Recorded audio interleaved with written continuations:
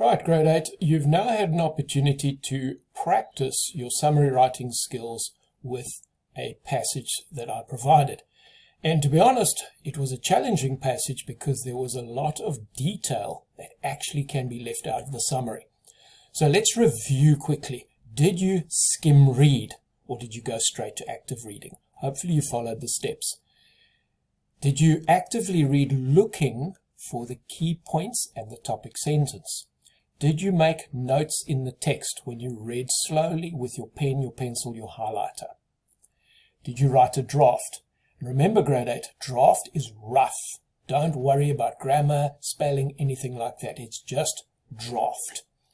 Then did you review your draft? In other words, does my draft reflect what the passage is about? And did you then, when you wrote your final version, did you check it? Edit it for grammar, spelling and punctuation, as well as obviously style. Now, here's a quick tip. Before you read a passage the second, even the third time, ask yourself these two questions. What do I already know about this topic? This topic was about trees. You know stuff about trees. This allows your brain to make connections with the passage. Also makes it a bit more interesting. Second question. Now that you've read it, what have I learned? If you can answer that question in one or two short sentences, you've understood the passage and you can proceed with a summary because you know you've summarized it in your mind. So there's a great little tip. Now, let's review the practical. So, did you manage to only extract the main point from each paragraph? Question. Hopefully you did that. Did you actually write a draft? I know some learners like to take shortcuts and they try to go straight to the final piece. You need to follow the steps because the draft lays it out for you and you get an overview.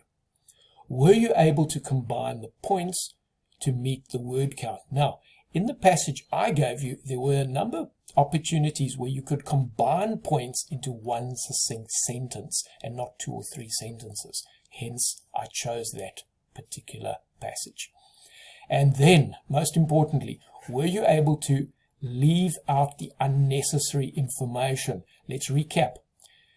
In paragraph 2, you could leave out a lot of information about global warming. The passage is about trees, not global warming.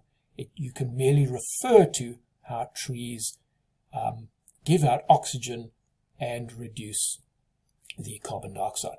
Paragraph 3, you can leave out all the details about the fruit and the leaves.